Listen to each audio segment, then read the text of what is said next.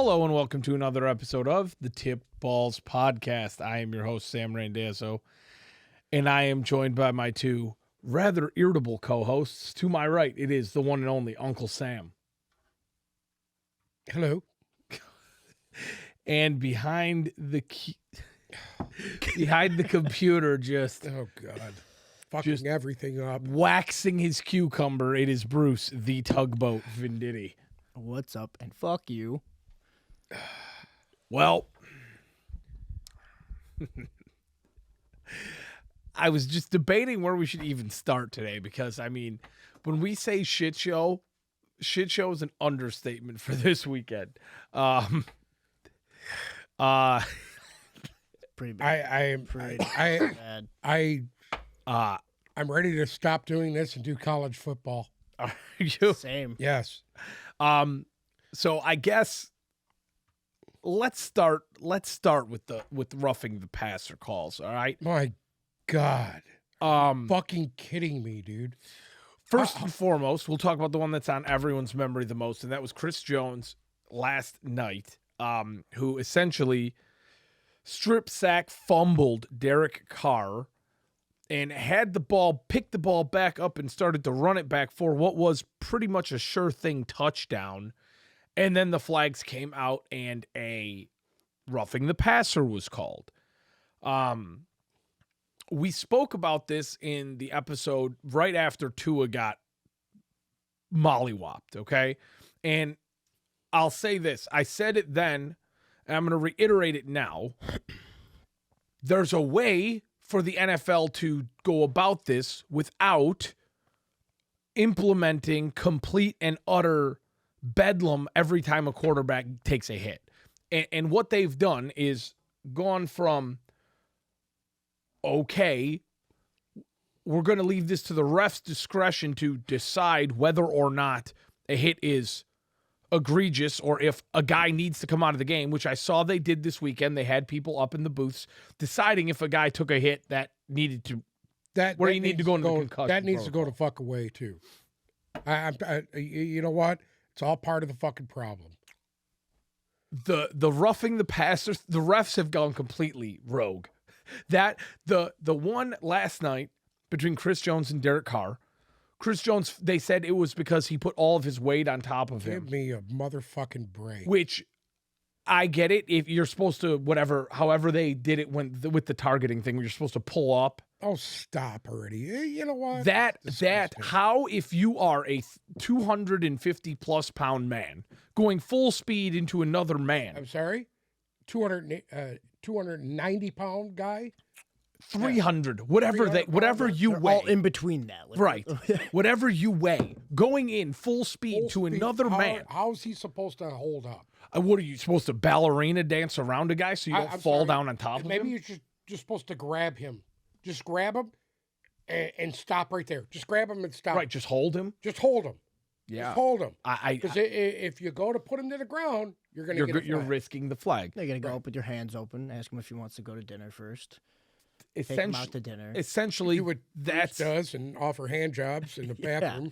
that's and I see on here Barstool tweeted, "What should Chris Jones have done? Stopped gravity." I mean, literally, if you watch the hit, and I've watched it over and over and over and over again. He actually let up on him. Well, yeah, because if you It really wasn't want like if he really wanted to put his weight on him, he could have. Oh yeah, crushed him. yeah, and there was absolutely zero about that hit. This has been going on all year.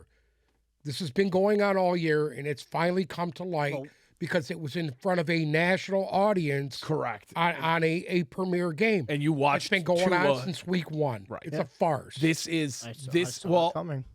There was that, and then there was the one on Oh, God, the Grady the Jarrett. Grady one on Tom Jarrett Brady, one on Brady, and which was I'm a sitting joke. here watching this, and after that, Brady threw his hands up like he was going to get a call because he used his foot to kick Grady He Jarrett kind of off kicked of him. him off him. Yeah. Yeah. And then he threw his hands up because he thought he got the flag.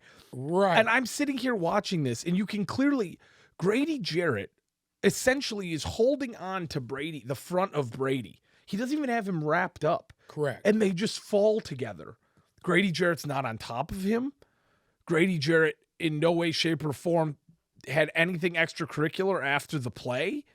Grady Jarrett didn't even hit him. He just grabbed him and fell with him. And there was a worse one later on in that game. Well, that he grabbed him, he swung him around, brought him down, just like Tua got brought down, but Brady was fine. And they called that roughing the passer. Well, I don't even think this is the worst part about that. That's not even the one that was an issue. The worst one of the day, I think, happened in the New England versus the Lions game.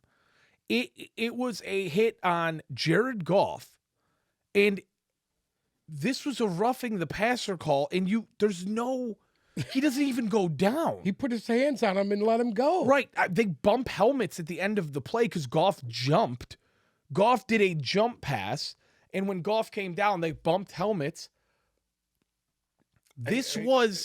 At what point does this bullshit stop? At what point does it stop? It's fucking I awful. think it's gonna keep getting worse. Here's how you stop this. Make these plays reviewable. And if you do that, hopefully the people in the booth have enough common sense to say that's not roughing. That's not a fucking roughing call.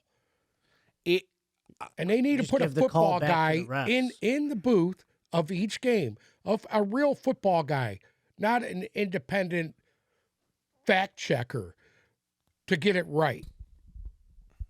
Well, I'll say this much. They said that was the first roughing the passer call against Brady this year. I'm sitting here thinking about this. How could you, as a referee, okay, and I get it, the NFL probably issued a statement to all of these guys, and they said, hey, call everything.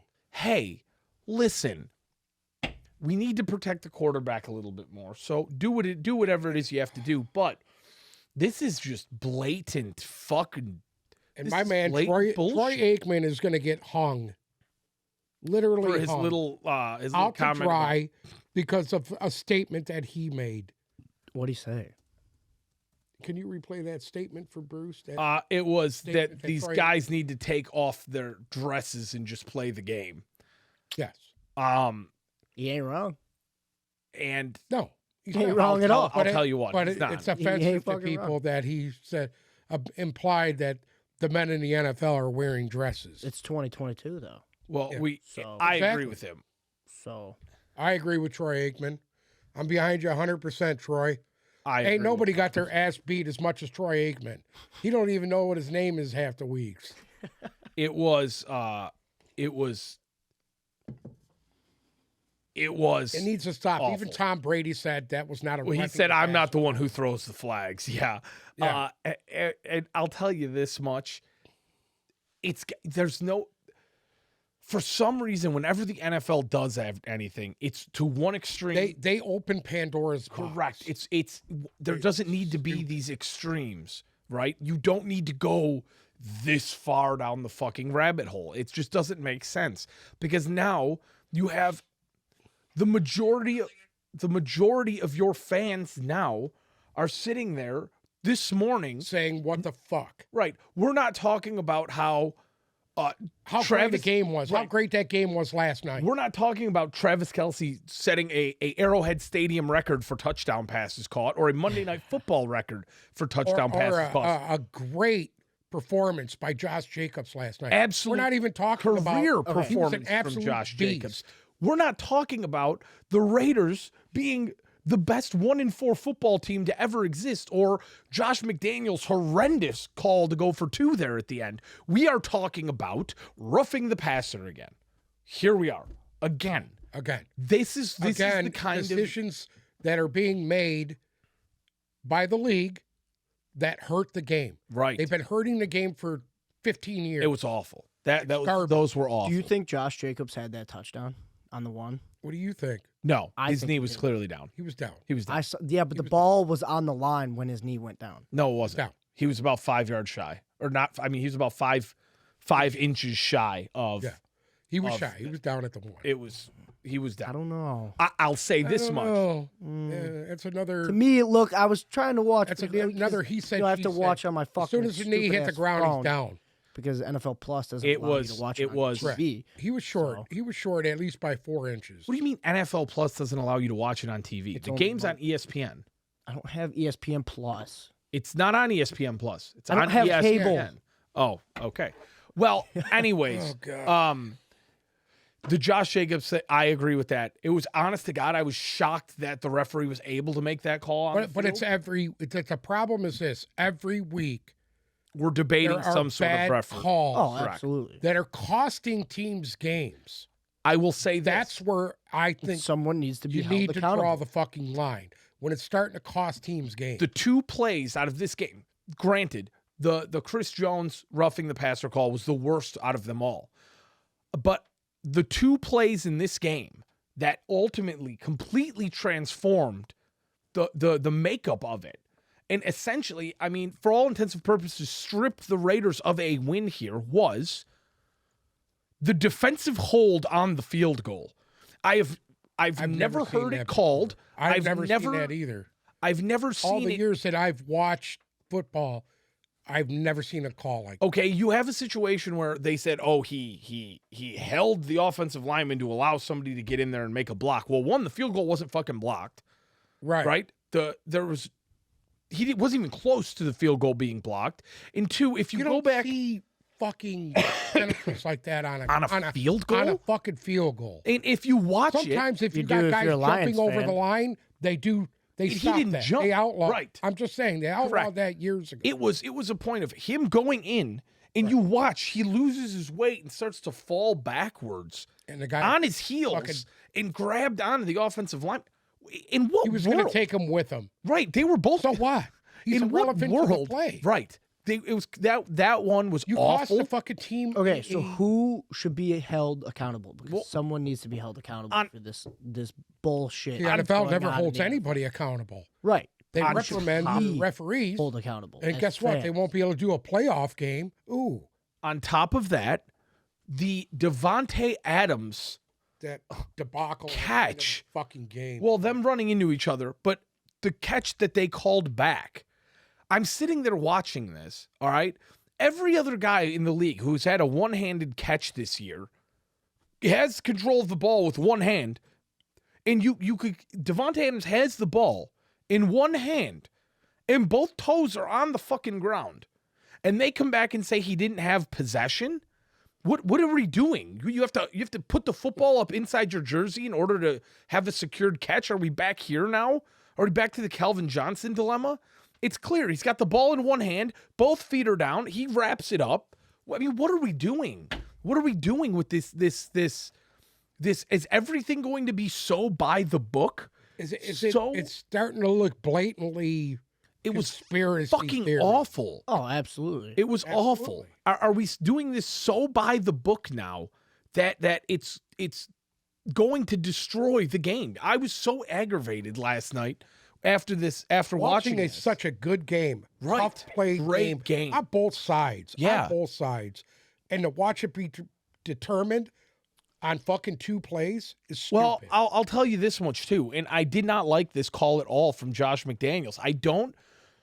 What changed in the off season this year that made all of these coaches get this uberly fucking overly? It's like everybody gets a lead and plays conservative, right? Right. And then as soon as the game is back within reach, you go into this ultra aggressive mode. What the fuck? Why would you go for 2 when you could tie the game up against the Kansas City Chiefs? You're playing the Chiefs. Go kick the field goal. You got 4 minutes and 20 seconds left in the game. There was 4 minutes and 27 seconds left in the game when Josh McDaniels decided to go for 2. What are you doing? Tie the game. Tie the fucking game. Why? What happened this year where Because exactly what happened was then the Chiefs go down and score. they didn't? No, They didn't. Score. It was 30-29. Oh. And McDaniels chose to go for 2 instead of kicking the extra Yeah, point. well, yeah. Send it. Make Mahomes score. Yeah. Make him Mahomes score. fucking score. Yeah. It didn't change it. They still could have won the game on a field goal. It didn't change the climate Right. of anything. Essentially, you were going for the win with 4 minutes and 27 seconds left to go against Patrick Mahomes. Honey, that's a lifetime. Yeah. Patrick Mahomes could run up and down the field 4 times in 4 minutes. So what are we doing? What is going on with the coaches? And that leads us perfectly into the debacle of the week. The absolute. Okay. But besides all the bullshit that happened in the game, it was still a great game to watch. It was Yeah, but I all the bullshit needs to stop. Absolutely, it sticks out like a sore thumb. Yeah, but everybody, here we are. What is everybody talking about the Monday night game? Right. What he's right. All everybody's talking about is the sack. Diligence due where diligence is due. Josh Jacobs with a career high 193 total yards, 1 touchdown, and 30 fantasy points. Literally, the last 2 weeks for Josh Jacobs has been a complete reemergence for him in a contract year. In a contract year where the team didn't want to give him his 5th-year option yet, and he will get paid. Beautiful performance from him. Derek Carr with 110 passer rating. I mean, the guy literally couldn't have done more. They are the best 1-4 football team. The best 1-4 football team I've ever seen. Devante Adams, 3 receptions, 125 yards, and 2 touchdowns. Renfro, 4 receptions for 25 yards. They need to get him going because they're one-dimensional. He's coming back off of a vicious hit that he took from Isaiah Simmons in that Cardinals game, and obviously his eggs are still scrambled. Right.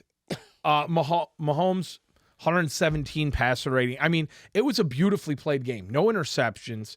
Mahomes threw for 4 touchdowns, all of which were to Travis Kelce. I mean, the guy, it was a Monday Night Football touchdown reception record. It was a Arrowhead Stadium touchdown reception record. Like I said, a career game for Josh Jacobs. It was a great football game. Jerick McKinnon, 8 rushes for 53 yards. It was fabulous. There was nothing outside of the shitty fucking calls. We had a 30-29 final. We had 2 quarterbacks play near perfect games. We had a tight end break records. We had a running back break records. It was fabulous.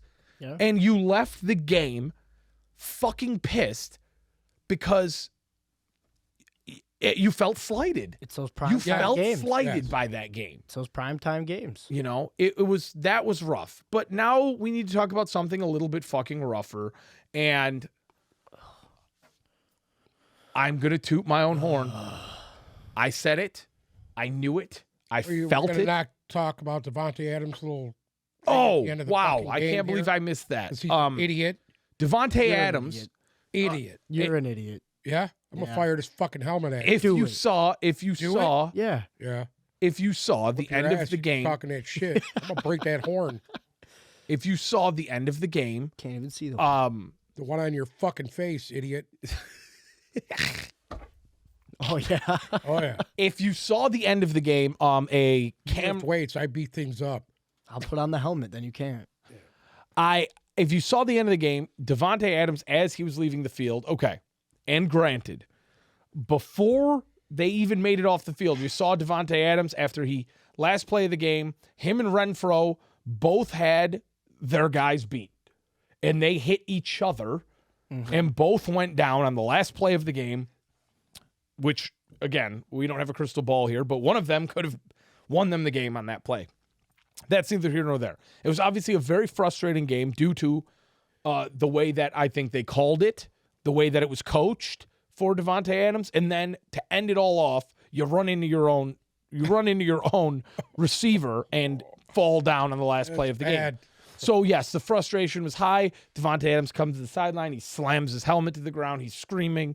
And then as he's leaving the field of play, a cameraman crosses paths with him, and he decides it's a good idea to take him and shove him to the ground. Move, bitch. Get out the way. So, for lack of a better phrase. Unprofessional. He looked like a teetotal dick.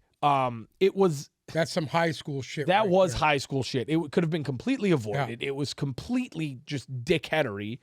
He did come out afterwards and issue an apology to the guy. He said that was not me and that it was just frustration that had mounted. It was him. It was bullshit. You. All the Everybody power to you. always makes an excuse when they're about to get in fucking trouble. Correct. And he'll get $100,000 fine, and they have a bye week next week, but it won't be that much. Probably $10,000. He should at least sit a game. He'll probably sit week 7, and rightfully so. I get it. There's frustration that mounts. You're aggravated. The game didn't go your way. You feel slighted, all of the above. But when there's just Put a your hands on fucking somebody cameraman else's coming bullshit. by and you just decided to shove him to the ground, there was absolutely completely uncalled for. And you know what? That says a lot about the character of a guy, and it's just there's no need for that. Absolutely no need for that. I get it. Save it for the locker room. Go in the locker room and fucking break something. You're that pissed. Go in the locker room, break something. Go fucking scream at somebody in there. You're a pro, dude. You're supposed to act like a fucking pro. There's fucking kids everywhere watching you act like a fucking dickhead, and that's just you just That's the bad thing. yeah. Is it's on national TV. Yep. These kids like to emulate these guys. Absolutely. And in the next high school game that some kid's playing, he's going to think it's cool to push somebody down that's fucking standing Yeah. by the sideline. Yeah, because at the end of the day, if this 'Cause he's isn't mad. if this 'Cause doesn't he's happen, mad. if this doesn't happen in an NFL stadium, this happens out on the street, and you just walk up to somebody and throw them to the assault. fucking ground. Yeah, it's an assault charge. It's not a fine and a suspension. So Yeah. just But of absolute. course, the NFL has their own rules about life. Yeah, that was a nice You've seen part of it yesterday. helping Garbage. of dickheadery there from Devante Adams. All the power to you. All right, let's talk about the debacle. Can we make it quick? No, Come on. no. I don't even want to fucking hear it. I said on Friday, this is not a game the Lions win. I said on Friday, Matt Patricia and Bill Belichick were scheming something up naked around a bonfire. I said for some reason the Detroit Lions get embarrassed in games like this. So when the number one scoring offense in the NFL, who was on pace to break a record through 5 games for points scored, went into Gillette Stadium and put up a goose egg against third-string quarterback Bailey fucking Zappi, who somehow managed to manhandle the worst defense in football for 29 points, and second-string running back Rodmore Stevenson had a career day, as did wide receiver Jacoby Myers. What are we doing? First and foremost, it is 4th and 9. Why are you going for it? It's 6-0. You're down by 2 field goals. Why are you going for it on 4th and 9? Up until that point in the game, your offense had done absolute jack shit. I get it. You have no faith in your defense to stop fucking anybody. Hey, Dan Campbell, guess what? There's another option. You can punt the football. You could send whoever, I don't even know who their kicker is now, HR motherfucking puffin stuff out there to attempt the field goal. Probably won't work, but it's better it than did going it at for it. 56 with a guy that hasn't kicked anything farther than a 50. Why Why are we going going to on? stop now? Why are we continuing to talk about the bad decisions by Dan Campbell? Okay. He can't fucking run a clock the right way. He can't make a fucking call the right way. It is anymore. fucking awful. And I'll tell you what, I am shocked Aaron Glenn had a job on yesterday. You know what? And At it's this- not, at this he is point, not to blame. I don't think he is to blame. I don't either. But you've got to have a martyr. You can't be this bad. You can't be He's got to do something. It's going to come to a point. It comes to a point where you just seen what happened. It is They weren't fucking- prepared. They weren't prepared. Listen. Bottom line. The front office, Brad Holmes, Dan Campbell, the entire organization needs to be fucking fired.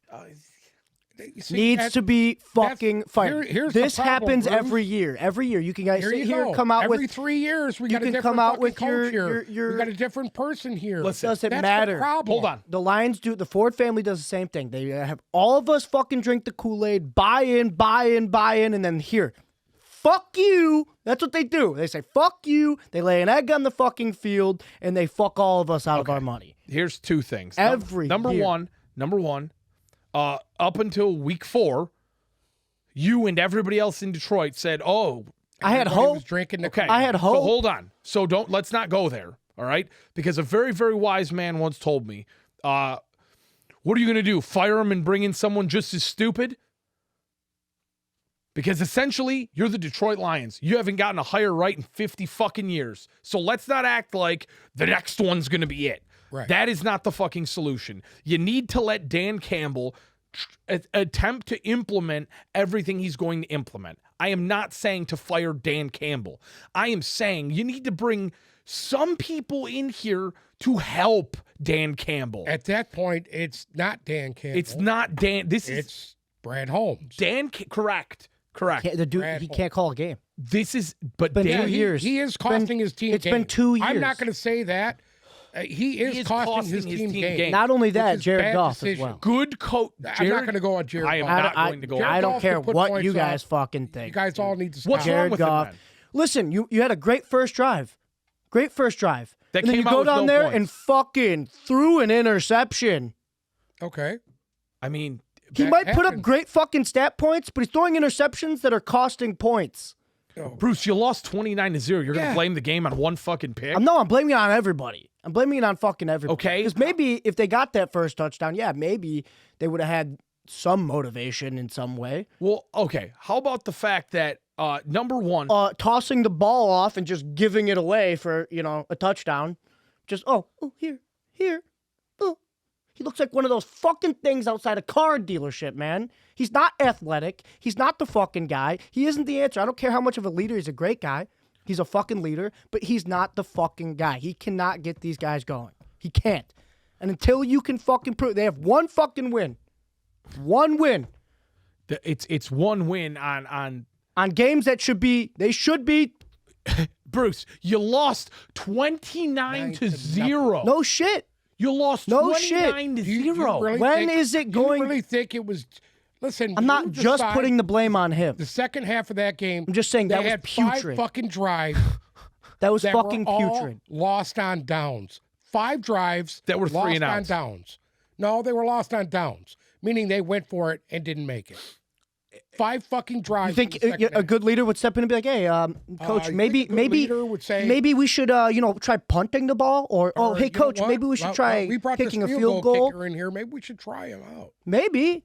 He said he was going to start stepping up and Let's telling stop. Dan Campbell to let Let's do stop. shit, Let's right? stop right here. It is not Jared Goff's responsibility to rein in the coaching staff. Correct. Okay, we'll start there. Jared Goff is not Tom Brady or Aaron Rodgers. He's not going to run over the sideline and be like, "Hey, we're going to kick Any it here." quarterback could be that quarterback, though. If they think Bruce, they it's have, 29-0. You didn't lose the game by 10. I know, but A I'm field just goal saying. wouldn't have made a difference. Let's just start talking about saying. the fact that they do not have one, and I mean this, not one defensive front 7 positional player that can stop the run. I agree. Not one. Let's start with 2. They do not have one secondary because Owarie, he was a healthy scratch this week, essentially. They benched him. They fucking benched him. You do not have one secondary You don't player. have Off a of person- stupid calls that the NFL makes. No. You don't have one defensive. You do not have one person defensively on your personnel who would start on another roster. Period. And that's the point I'm at. And that There's leads me to not Brad one. Holmes. Outside of Malcolm Rodriguez, you do not have Listen, everybody one was guy. blaming Brad Holmes. We knew what this was coming into Correct. the year. Correct. I said it from fucking day one. They signed a bunch of guys to 1-year contracts. And it was the same guys that were here the year prior. So guess what? Aiden Hutchinson is what he is. He's going to not have gonna one go game there. with 3 sacks Yeah, and one game with where you don't 3 hear his sacks name. against a team that was shit. And it's going to go back and forth and back and forth. It's just going to I be agree. worse as it goes down the aisle. Okay? You want to find somebody to put the fucking blame on. This is how the list of blame needs to go for the Lions, all right? Number 1, Dan Campbell. You've got to blame him. You can't if you're going to lose. We gave him last year to work out all the Correct. fucking quirks that he Correct. was a first-time head coach. I agree. He continues to make the bad fucking decisions game after game, costing his team. That needs to fucking stop. If you want to put blame on someone, you can put blame on Dan Campbell for the following: his clock management, his decision making, the overly aggressiveness on 4th down, the not utilizing your kicker, your punter, anybody, and you blame him for that. okay? Because here we go again at the end of the day. 30-0, you can't coach your way to 30-0. You can't do it. Yeah. You cannot coach a game so poorly that it ends up 30-0. So you can blame him, but it ain't all on him. Number 2, and I hate to say this, you blame AG. AG could be a great coach. He could be a great guy. But at the end of the day, when you're not getting it done, when your defense is allowing record numbers, when your defense is allowing Bailey Zappi in his first career start as a fucking 7th-round draft pick out of Bug Tussle State University. Here's where Campbell's decisions are coming in and hurting Aaron Glenn. So you can't do that. He already knows his... Listen, Aaron Glenn's got all of his fingers and his thumbs in the fucking wall trying to stop the leaking.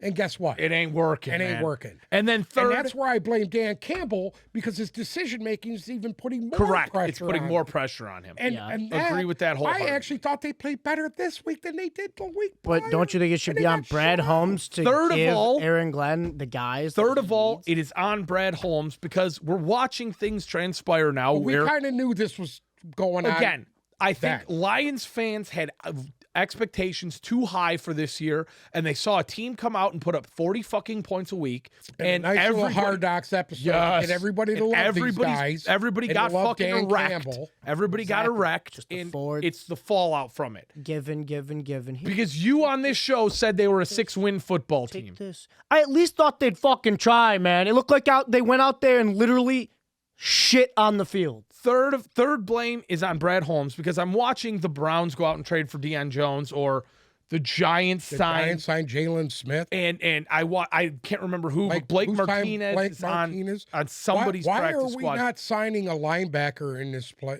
Let's. Listen, if they're Fucking blowing the city. season, Or a defensive lineman? let it be known. We're not blowing the season. Let it be known. Stop, I'm okay stop, with it, though. Stop. I'm okay There we with go. it. That's a Jumping off the half-brain. wagon. I'm okay We with already it. knew what we already Listen, knew I'm what the already season in was. that zone where I'm going to go to the games. I'm going to sit there. I'm going to heckle like a motherfucker. I'm going to be pissed but off that's the a entire time half-brain thing to and say. drunk, and we're just going to lose and lose. That's and half-brain. lose and lose. Because you yourself said, see, you have to reel in your expectations. You said they were a 6-win team. Season ain't over yet. What are you? They're what do going to you win mean? stupid games. Correct. So why are you so distraught? If you knew they're Yeah. going to be Because a I, 6-win already team, knew what it I was. want them to at least fucking fight for it. Fight for it. Here's the other thing. that 29-0. Here's the other thing that everybody missed here.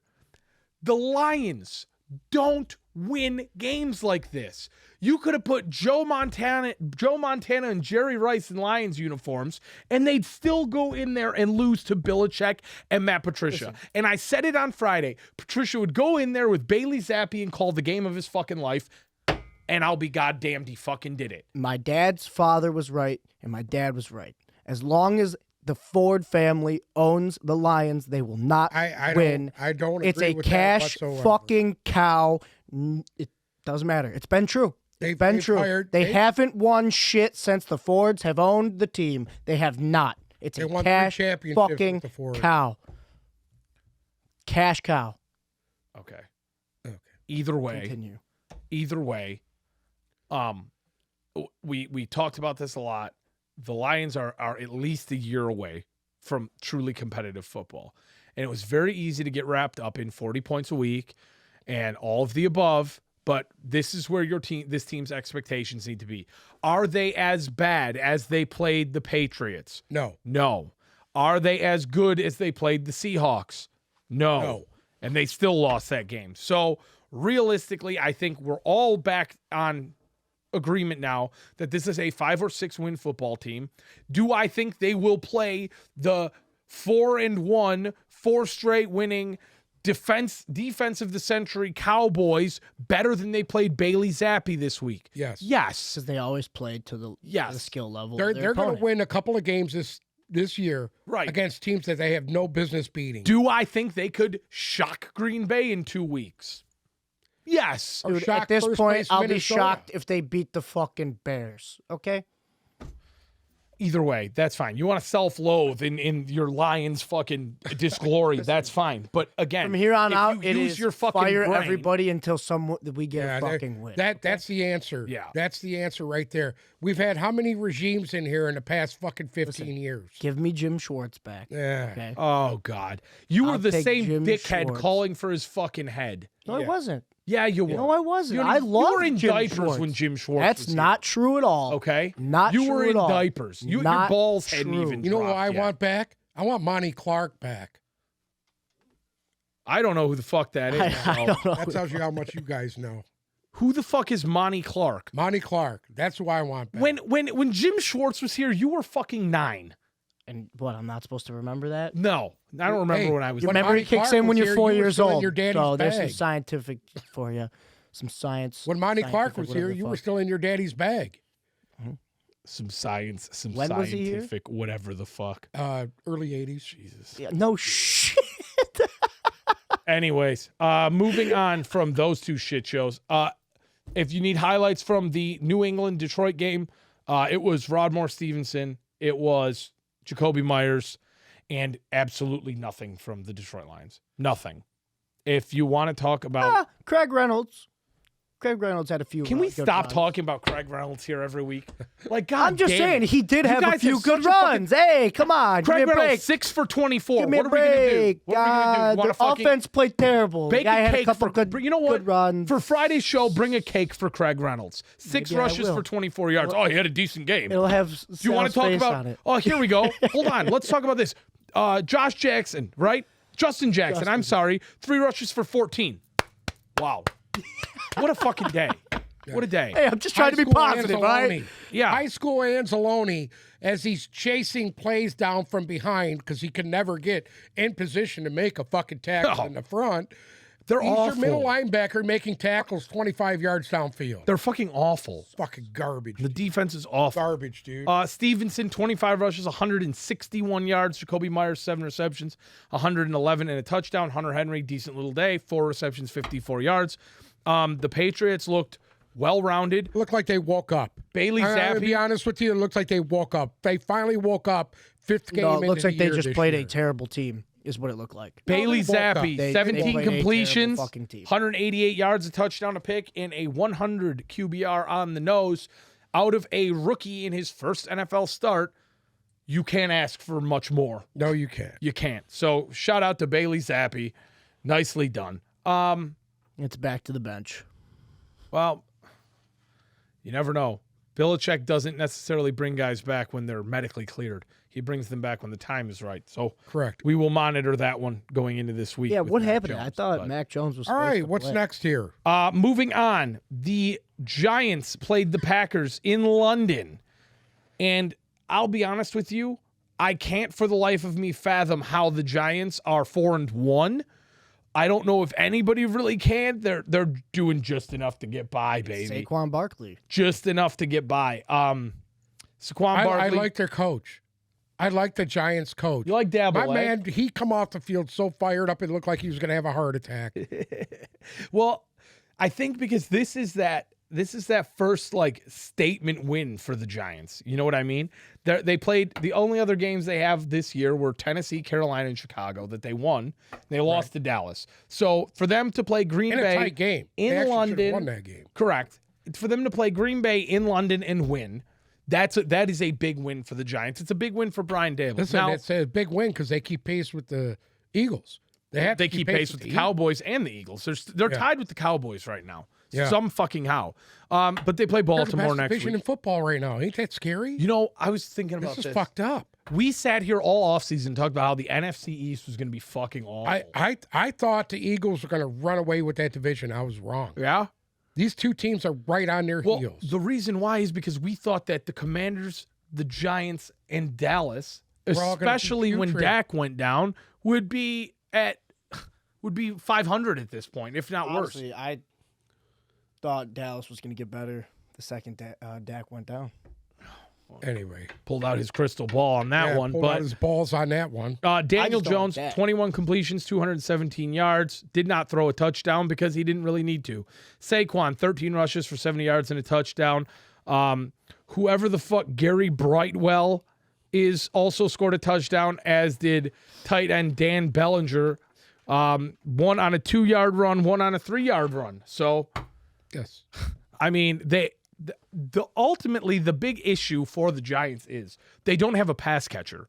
But if they continue to do the things on the ground, Who was that? Slayton. Darius Slayton had 6 receptions for 79 yards. Barkley had 3 for 36. And he was the leader of the reception. Slayton, yeah. Slayton had a decent little game, but ultimately, I mean, That guy seems to always put up a good game. he's Not a starter. No. But every time there's a hurt guy, he steps in and does pretty well. He does. My boy David Sills, 2 receptions, 12 yards. Anyway. So we're still waiting on We're him not a going little to talk bit. about that. Sleeper. Matt Breida came back from the dead, 2 receptions for 13 yards. For the Packers, though, Aaron Rodgers had a ball tipped right at the end. They were getting ready to score, and it just doesn't look good for Aaron Rodgers. He needs to smoke some more peyote. well, I think this is the issue for Aaron Rodgers. I know got anybody. Lazard got banged up in that game again. I saw that. The ghost of Randall Cobb had another good game. 7 you know receptions what? and 99 yards for the old man there. And I'll be honest with you,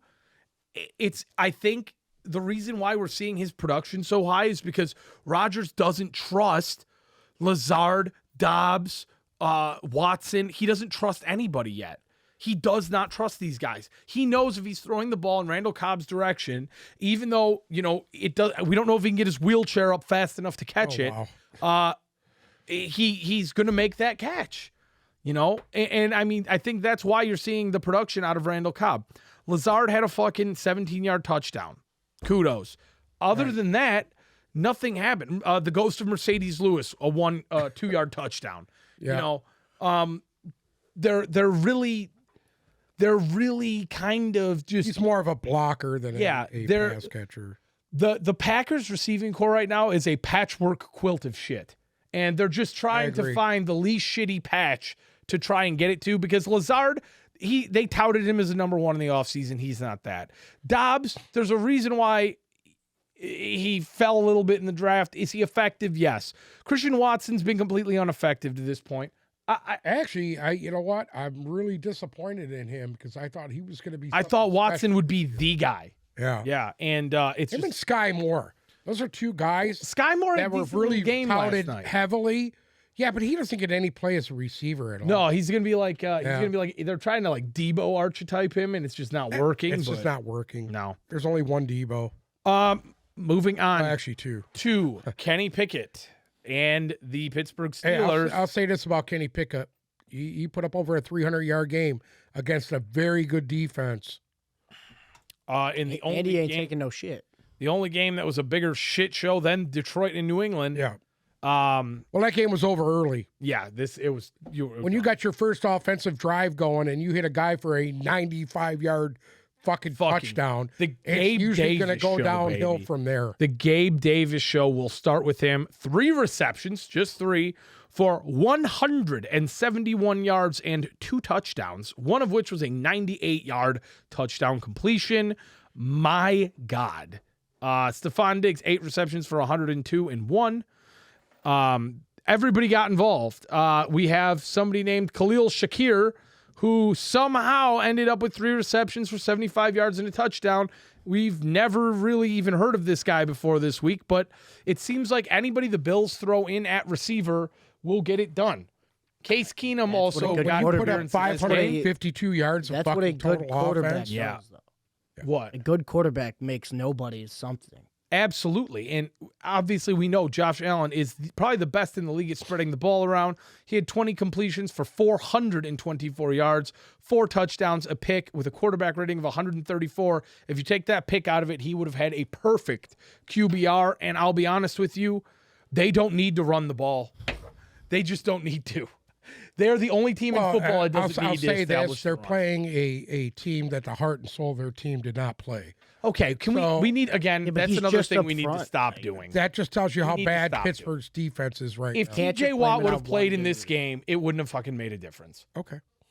Every week you come on here and you say, "Oh, they're playing without the heart and soul." maybe he They would've lost caused- by 35. They're They lost by playing 5 without the heart and touchdowns. soul of their team. They with a lost rookie by quarterback. 5. He would have caused rookie pressure in a way. They lost by 5 touchdowns. Is TJ Watt going to throw, catch, run, and tackle? Maybe. I mean, His brother JJ used to do it back in the day. Kenny Pickett threw for a lot of yards. It didn't really equate to anything. Okay. I'll tell you this. I don't know what the fuck happened to Najee Harris. I don't know if he just doesn't care about football anymore. But you know something? Cam Hayward retweeted something that a fan tweeted about how Mike Tomlin's been living in the coattails of Ben Roethlisberger his entire career. You think they were right? I mean, what are you doing? Why is Kenny Pickett throwing the ball 52 fucking times in his first start when you're supposed to have one of the best running backs in the league back there? They got down so big so early. Yes, They but didn't have a choice. stick to it, dude. I know. You've got I to know. you got to put together drives. And if you're running, I mean, the Steelers do not have this explosive passing game where you can run the ball 17 times a game and be effective. They don't. George Pickens is your number one guy, and he's a rookie. Chase Claypool's pretty much fucking dead. I mean, it's awful. Deontay Johnson, 5 for 60. Claypool, 5 for 50. And I mean, Kenny Pickett threw for 325 fucking yards. And Najee Harris rushed for 20. What are you doing? You've got to start scheming to get this guy involved. Or 1, you're going to get Kenny fucking Pickett killed. And 2, you're going to win 2 games this year. Like, it's awful. I'm honestly really starting to think Mike Tomlin could be a big part of the issue there. That's not pretty. But I'll tell you a game that was absolutely beautiful was the Los Angeles Chargers going in to play the Cleveland Browns. And if you love running the football, my God, they have one a here. nice game there. Let's start off with our running backs. Austin Eckler, 16 rushes, 173 yards and a tud on the ground, as well as 4 for 4 for 26 and a tud in the passing game. You want to talk about a guy who put the team on his back? Finally, these last 2 weeks, we have seen Austin Eckler put the team on his back. And then you go to the other side of the ball, and you have Nick Chubb, 17 rushes, 134 yards, 2 touchdowns. I mean, it's just nonstop, ground and pound, beautifully played football as far as rushing went in this game. Neither team needed to throw the ball all that much. And I'll be honest with you, if Ackler can, again, he's not going to go for 173 yards a week, but if he can maintain close to this pace, you're taking so much pressure off of Justin Herbert. You are taking so much pressure off of Justin Herbert, especially because we don't know now when Keenan Allen will be back. That's a Obviously, huge loss. that is for a them. massive I didn't loss for them. realize Keenan Allen is like Tom Brady losing Mike Evans. Mike Evans. Yeah. Or Godwin. Right. Yeah. Mike Williams doing it all by himself, 10 receptions for 134 yards. They brought in DeAndre Carter and that Palmer guy to try and supplement this, but they combined for 34 yards. It's not doing anything. It's not working out for him. So you got to put the ball in Eckler's hands, and it took him a second to get going, but he's right there now. As far as the Browns go, I don't know what else you do. I mean, you're getting the defense. They just traded for Deion. Yeah, and they need Jordan. it. They need it. They needed him. Yeah. The defense has not played well. Myles Garrett. What are you going to say? I mean, He's still the best defensive end in football. Yeah. Even getting in a fucking car accident, he's still better than half the guys that are in his fucking league. I'll tell you this much. Brissett's not playing awful. I mean, no. 230 yards, a touchdown, and a pick. Again, he's Jacoby Brissett. Outside Amari Cooper, well, he doesn't have a lot. I'll tell you what, David Njoku, the last 3 weeks, he's David Njoku's back, receiver-wise. Donovan Peoples-Jones, 4 for 50. You know what I mean? You know what I mean? He doesn't really have anybody. Outside of Amari Cooper and Peoples-Jones, there isn't anybody. Njoku, 6 receptions for 88 yards, though. That's a nice little game. He's for a big mismatch for defense. Oh, yeah. I mean, he's a fucking animal. Overall, that's one of those games, when you have a 30-28 final score and 300 yards of rushing, you can't ask for anything what? It more, was a good game, a hard-fought game, and a close game. And I think in order to beat the Browns, you've got to match up with their running backs. You've got to be able. You got to be able to run the football with them. Yes, and you got to be able to run the football well. That's the thing. And there's not that many teams that could outrun the Browns. You have that 1-2 punch of Chubb and Hunt. I mean, Nick Chubb is on pace to break records this year. So let's just, in order to keep up with them, you've got to have a really talented guy. And Austin Ackler finally, with his breakout, he is that guy. Awesome to see. It is awesome. We knew it was coming. He didn't. You and I. Talking about. You're gonna get something thrown at you today. I got 3 coffee cups. I'll just throw this helmet on real quick, protect myself. Okay, we've got to discuss this. How is it that the fucking Chicago Bears are in this it game every was week? very interesting in this. I think the Chicago Bears defense is probably one of the best defenses in the fucking league. Oh. Because for some reason they keep these guys in every game they play. Because they were getting literally blown out. And they came back. Justin fucking Fields came back and actually made that a ball game. It was 21-10 at the half. Yeah. Yeah. And they actually made that game a fucking ball game. The defense. It's the defense. It has to be, because at the end of the day, but Justin Fields is actually throwing for more than 100 yards now, which I'm kind of surprised threw 21 by. passes in the fucking game. 15 completions, 4 of which were to the running back, David Montgomery, 2 of which were to Mooney. Mooney had 1 for 39. So Cole Kmet, 45 yards. He's moving. He's passing. He's starting to spread the ball out to other guys. Yeah, and that's a good sign. And he passed for 200 yards. I think that's his tops this year. Oh, 208 yards. 208. I mean, if not, I think he had 71 last week. But here's the thing. They didn't run the ball this week. I don't understand it. David Montgomery, 12 rushes, 20 yards, touchdown. Fields, 8 rushes, 47 yards. Don't get me wrong. It's still the ugliest football that you could possibly play. It's awful. It is fucking awful. But Justin Fields now, it seems like, is at least managing the game well enough to have them in a position to win. Keep a minute. And that's all he has to do. I agree with you. Because if you look at the stat line of this game right now, you have no idea. Cousins, 32 of 41, 296, a touchdown and a pick. Okay? Dalvin Cook, 18 rushes, 94 yards, 2 touchdowns. Mm-hmm. Justin Jefferson's 12 catches, 154 yards. My God. You know what that says? That says blowout. That says blowout, right? That says blowout. Correct. And they won by fucking a few points. They won by a touchdown. Yep. I'll be honest with you. Are you fucking kidding me? Going back to what we said, we thought that the NFC East and the NFC North would pretty much be the 2 worst divisions in football. The NFC North is the worst division in football. I agree with you, but it's shockingly better somehow than I thought. Because you look at it this way, Chicago won that first game in the monsoon there against San Francisco that we all knew was a fucking farce. Don't get me wrong. We know San Francisco's better than Chicago. I still think Chicago is a 4-win football team. Don't get me wrong. All right. But we'll see. That they have to play the Lions twice. That's all I'm going to say. The Vikings look like, I'm going to be honest with you, the Vikings look at this point, if they could get it rounded together. It looked like to me they got up so big, so fast, they kind of took their foot off the gas. Agreed. And that's an ongoing thing I see in the NFL now. These teams get up and they take their foot off the gas. Vikings just look like they're having fun.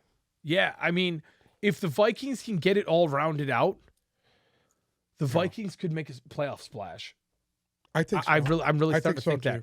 Because Cousins they have the horses. Cousins is the image of consistency, man. As long as he's not playing at night, I mean, he is literally. He lives up to that white bread.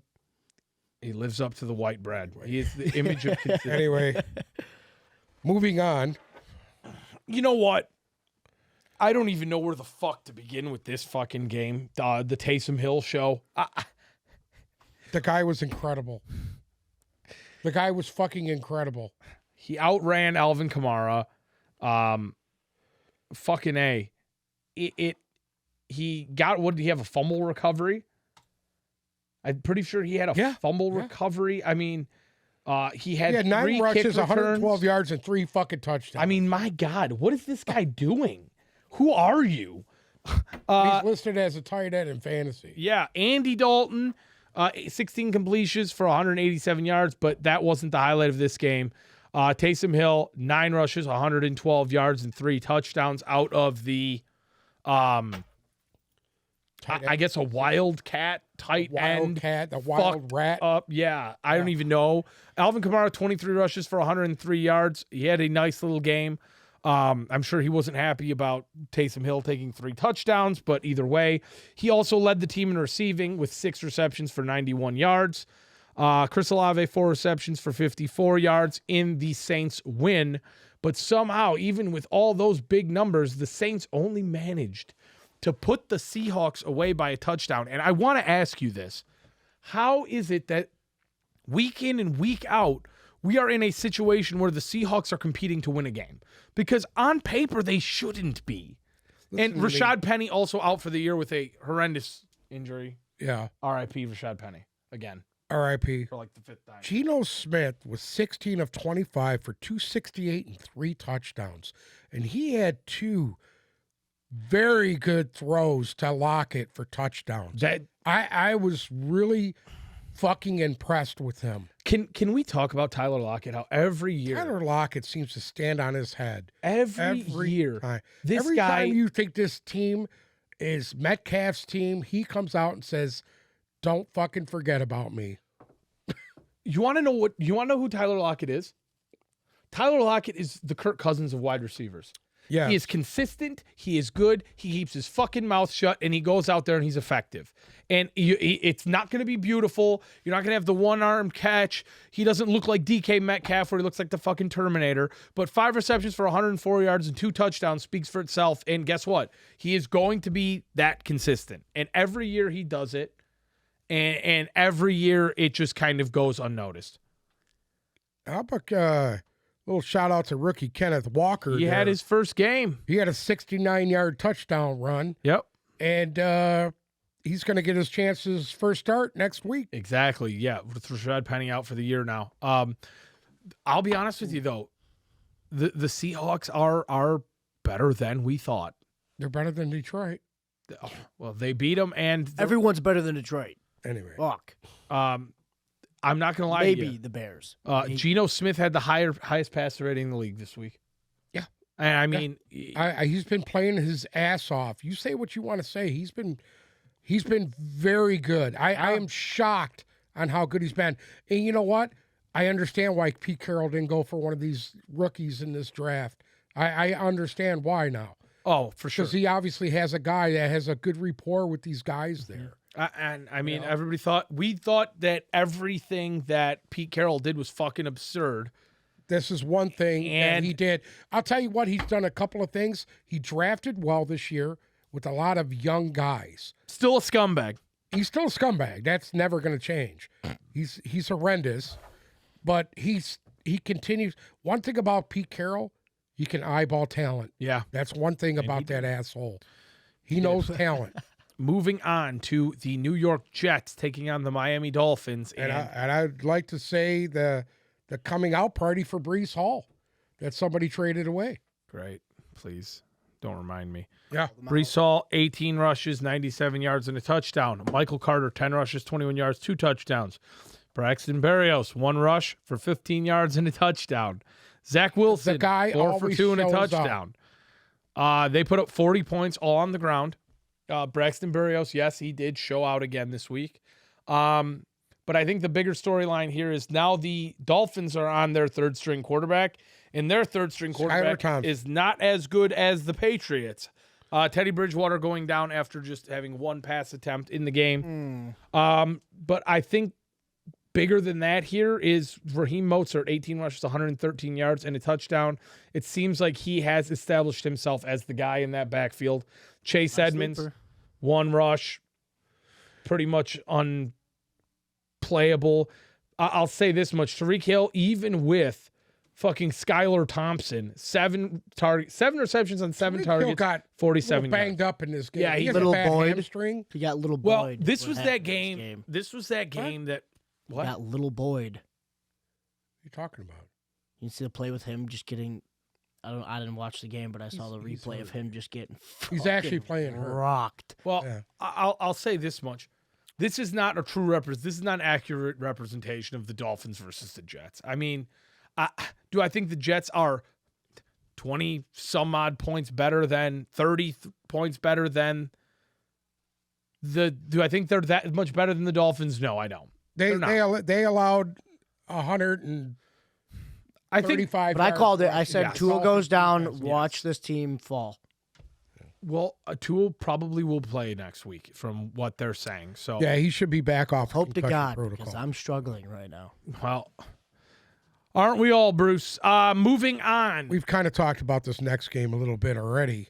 We talked about the hit on Tom Brady from Grady Jarrett, but we didn't talk about the Buccaneers offense finally finding a little bit of rhythm here.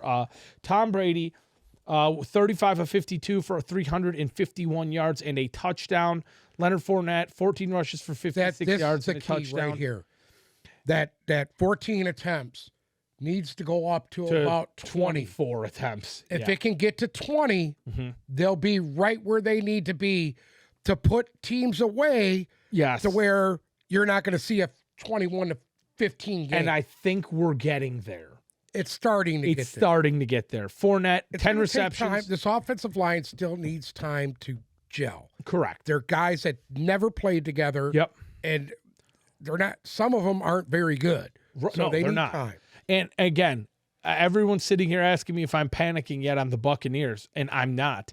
This is, for me personally, I would rather see this than the 42-7 blowouts, because last year what we saw was a team at the end of the year that was banged up and battered, that could put up offense at will, and that looked out of sync when they had to play the Rams. They got lazy at the end. And they got lazy at the end. So end. I want to see this. Brady is in midseason form now.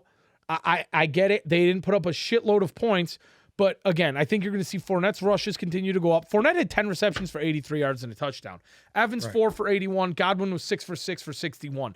That is the 14 attempts by Fournette is key to the game. correct. And As they start to go forward, they need to bust that up 20 to 25 times. but I'll be honest with you, if he's catching the ball 10 times out of the backfield, That's fine. I'm good with this. I am okay. But they're not Here's the thing: they're not controlling the clock yet. No. They have to do. They need to work better at. I agree, and they'll get there. They have to establish the run, and you got to get that offensive line clicking on all cylinders.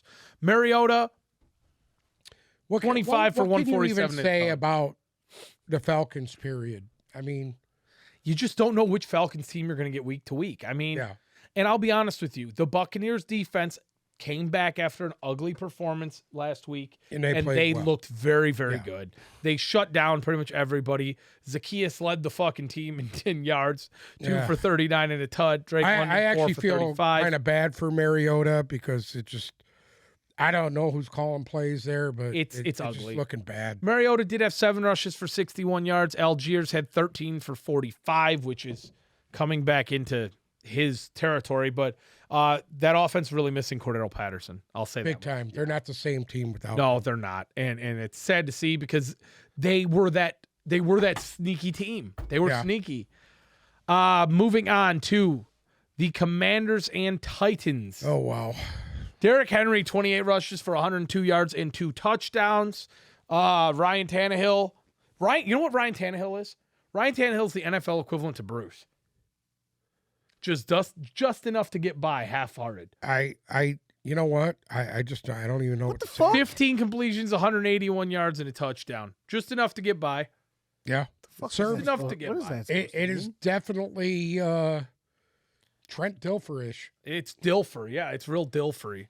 And outside of that, I mean, They got the monster, 28 carries, 102 That's it. yards, and 2 touchdowns. if Derrick Henry rushes for 100 yards and Give 2 me a touchdowns, break, he's going to dude. win the game. Brian Robinson Jr. in his comeback after being shot multiple times. 9 rushes, 22 yards. Antonio Gibson is essentially dead. 3 rushes for 6 yards. You would think he was the one that got shot multiple times. Terry McLaurin, 5 rushes for 76. Curtis Samuel, 6 for 62. And somebody named Diami Brown, 2 receptions, 105 yards, and 2 touchdowns. One of them was a 75-yard touchdown. Look at Wentz's numbers. 25 of 38, 359, 2 touchdowns and a pick. And they fucking lose. This guy threw for 360 yards and 2 touchdowns and they lost. Now, here's the big question. Can they just not run protect at all, or do they not have a good running back? The offensive line is fucking horrible. I'm shocked. I mean, but they can't run the ball. Wentz has enough time to throw for 359 yards. So is it just that Gibson is not good and Brian Robinson got shot? He was sacked 3 times. Yeah. You know? I don't know, man. It's just listen. It's getting ugly there quick. They ran the ball 17 times. Okay, that should answer your question. You got to run the football, man. And you know how many times the Titans ran the football? 28. 32 times. Yeah, fucking A. 32 runs. Right. And I'll tell you what. The Houston Texans picked up a win in Jacksonville this week, mostly because Dameon Pierce ran the ball 26 times for 99 yards and a touchdown. Not the best average, but they were in complete control of this game, even though it was only 13-6. Davis Mills, just enough to get by. 16 completions for 140 yards. There's nothing more Trent Dilfer-ish than that. Davis Mills. Nico Collins, 4 receptions for 65 yards. But essentially, this game landed on the back of Dameon Pierce, who had a nice little game. The rookie is making a name for himself. Well, here's the thing. They only had 248 yards of total offense. Yeah, and won. Okay? And won. And against a team that put up 425 yards of total offense. But the thing was, it was the turnovers. Yeah, the turnovers killed them. The Titans are they didn't Their put picks Texans, came at the most. Texans did not commit a turnover. No, and I'll tell you this much. two interceptions by Trevor Lawrence at that the most them. inopportune times.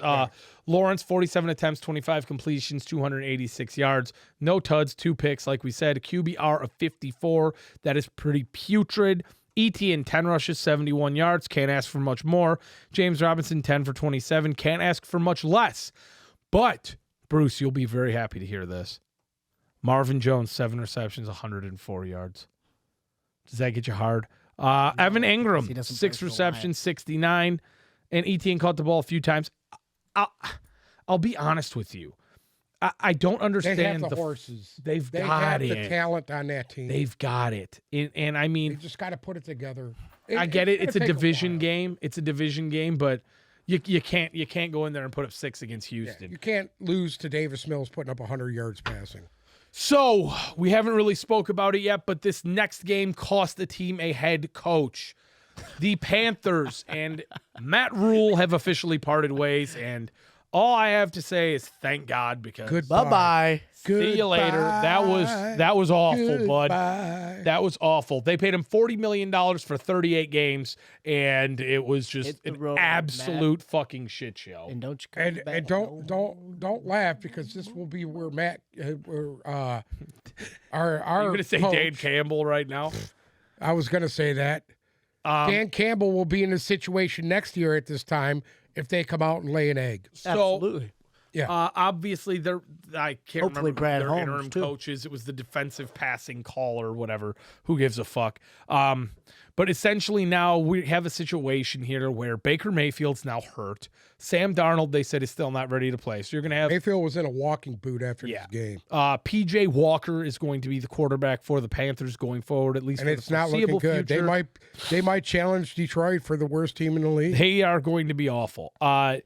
There's also now trade talks, because essentially this year for the Panthers, you can ball it, you can crunch it into a ball and throw it away.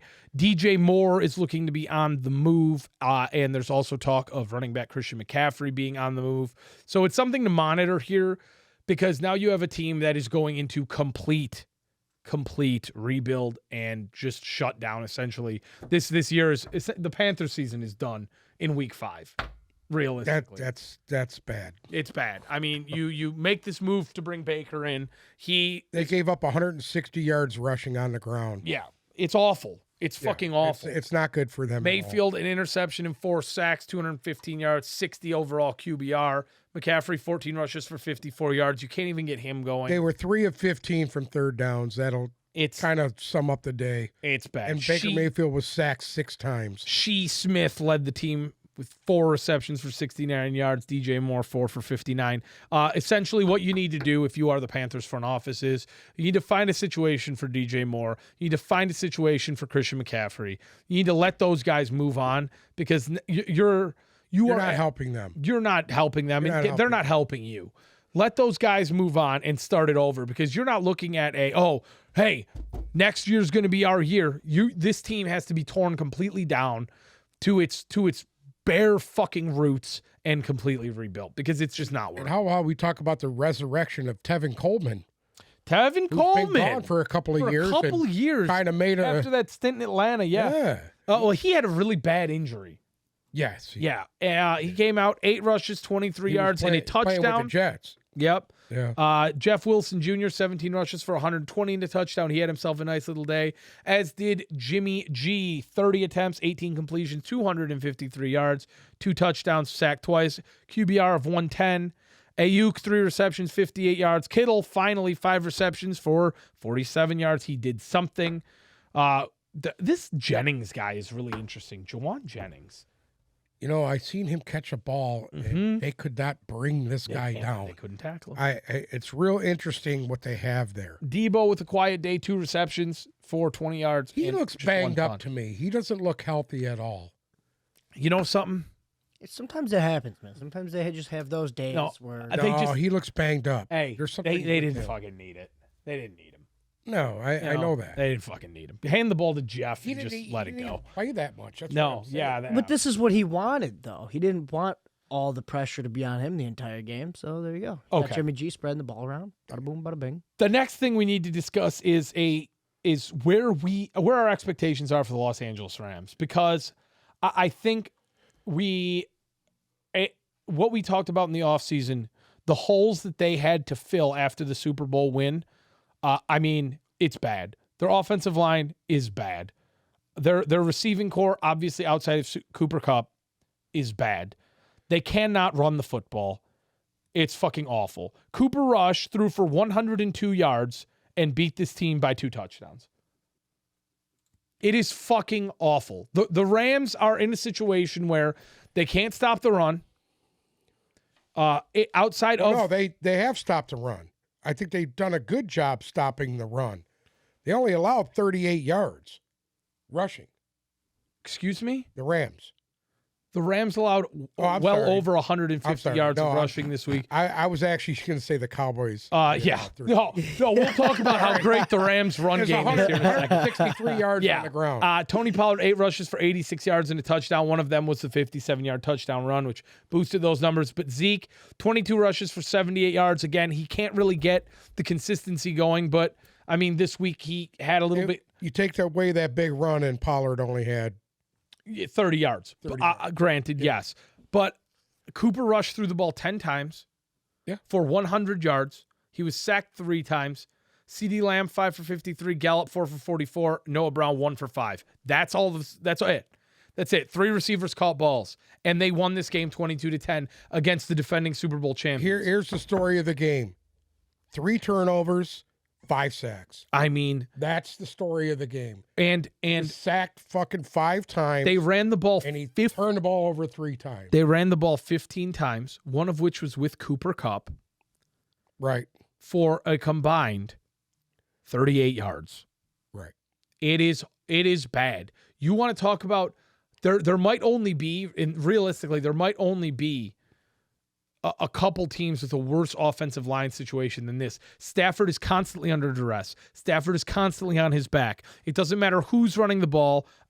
Darrell Henderson didn't run the ball this week. I'll say this. I think the Rams' offensive line is better than the fucking Buccaneers' offensive line. I don't know. I don't think so. I think the Rams have the worst. They went from the best to the worst offensive line in football in a matter of years. Whitworth, and that was their guy. Yeah, but, my God. Cooper Kupp still got the job done. 7 receptions, 125 yards, and a touchdown. And other than that, C'est la vie. Selah fucking V. And I can't wait. I hope they fucking lose every game this year. Allen Robinson, that was, I mean, we can continue to talk Nobody's about how better big of than a Allen whiff it is, Robinson. but, I mean, it's awful. The Rams are in bad He'll be in shape. Canton one I day. hate when you're watching these games. Allen and the Robinson will be in commentators, Canton, Allen Ohio Robinson, one day. Allen Yeah, Robinson. Allen Robinson Hear me? is fucking awful. He's going to be in Canton, Ohio one day. Yeah, right. Sitting outside the Pro Football Hall of Fame. Begging for a change. Begging for fucking quarters. He should be there now.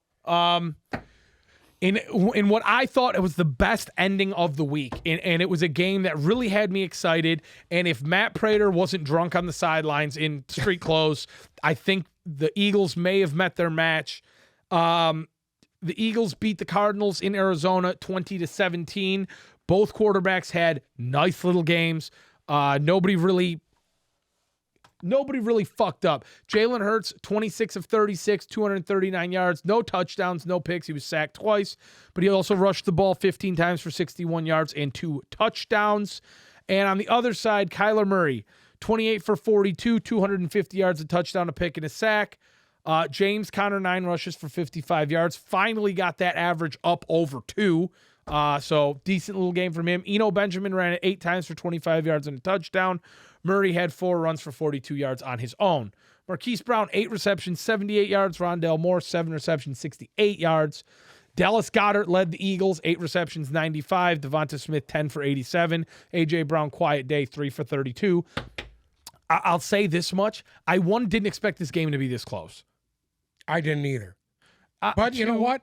Kyler Murray showed how good he really is. Well, he's a weapon. You have to account for this game. Yes. No shit. The Cardinals, like, you know how we said the Raiders are the best one. I'll say this about him. He makes mistakes in fucking crucial times that times. cost you the game. Pressure break did that, pipes yes, for him. He Yep. did that. He did that Sunday. Well, okay. He cost them the game.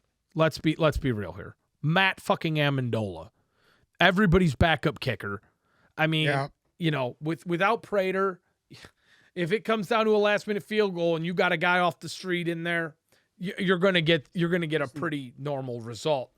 Prater would have been fine if they just gave You know, him a you know what though? These cocktails, tough threw him back, games on the road is exactly what Philadelphia needs. Yes. They need games like this. Yeah. To be prepared for the next And week. so Philly is 5-0 going against Dallas next Sunday. That's going to be a great That's game. going Can't to be wait a see it. great game. Sunday Night Football. That's going to be a fun one to watch. Overall, I think the Cardinals are probably one of the better 2 and 3 teams there are out there. I know the Bengals are also 2 and 3, but The Bengals are starting to turn the corner. They're starting to turn the corner where they looked so bad early. They've looked good the last 2 weeks. I'm going to disagree with you here. Okay. I watched this Bengals and Ravens game. This game was completely within reach for the Bengals to win. And I think what differentiates this Bengals team from last year's is when you had the game in reach, somebody stepped up to win that game for them. And for some reason this year, they're not making that leap from, hey, this is a close game. They're losing the close games. They're not getting enough. Jamar Chase, 7 receptions for 50 yards. You're not going to get it done. Hayden Hurst should not be leading this team in receiving. Joe Mixon in a primetime game should not have 78 yards and no touchdowns. Joe Burrow in a primetime game should not have 1 tud, 1 pick, 2 sacks, and 200 yards passing. It's not enough. It's not enough. He was sacked 3 times. No, Tyler Boyd got sacked once. Oh. Because remember he did that little dump off that's thing right, and got Tyler Boyd absolutely butt pounded. They gave up 160 yards rushing. Yeah, I mean the The Ravens. Bengals did. The Ravens essentially ran the ball at will against them, which I didn't expect to see. Not with that front of Wilson, Hendrickson, Hubbard. I mean they have guys on that line. That defensive front didn't change much from last year. They should be able to stop pretty much anybody, and they're not. Lamar Jackson, 12 rushes, 58 yards. Dobbins, 8 rushes, 44 yards. Kenyon Drake, 4 for 26. Duvernay, 3 for 24. It goes on and on and on. And then you have Mark Andrews, 89 yards and a touchdown. Duvernay, 5 receptions, 54. Their defense didn't do enough to get it done. Lamar Jackson didn't have his best game, though. Completed 19 He's had balls 2 slow weeks. yeah, in a row. you would know. For 174 yards, a tud, a pick, and a sack. I mean, that's a game that the Bengals should have won. Period. That's what I'm going to say. They should have won that game. Lamar Jackson didn't play well. The Bengals front seven didn't play well. You know, hey, guess what? Mark Andrews is the only fucking receiver the Ravens have. Cover him. Double him. Put somebody on him. I mean, my God. It's the same thing like Kelsey last night. Juju Smith-Schuster had how many drops in that game? Mecole Hardman broke his fucking foot and came back 2 plays later. I mean, it's Valdez-Scantling. I watched a ball go straight through his hands. The only option on the Ravens roster is Mark Andrews. The only bona fide option on the Chiefs roster is Kelsey. Cover the tight ends. You know these 2 guys are going to burn you. You know it. Especially down there the goal line with Kelsey. Come on. I mean, you got to. You got to. The Bengals should have won that game. I was really disappointed. I was really, really disappointed with Burrow and the Bengals in that game. And you know what? They're on the outside looking in right now. Because he picked the Ravens. I don't know what I'm supposed to do with my hands right now. You don't? Nope. You also picked the Lions, so those 2 offset. Yeah. Anyways. You've never seen Talladega Nights? Where he holds up his hands and he's like, I don't know what I'm supposed to do with my hands right now. Oh, God damn it. Anyways, real quick here. Him and I both went 11-3. You went 10-4. Well, there was 15 games. Did I do my math wrong? Yeah. Let me check. 1, 2. I would love 4. to see at least. Is it going to take Jameson Williams for Jared Goff to actually go downfield?